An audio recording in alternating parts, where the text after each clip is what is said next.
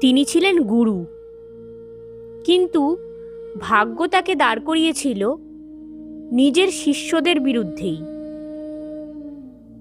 এই গল্প যুদ্ধের নয়, এই গল্প একজন মানুষের ভেঙে যাওয়ার।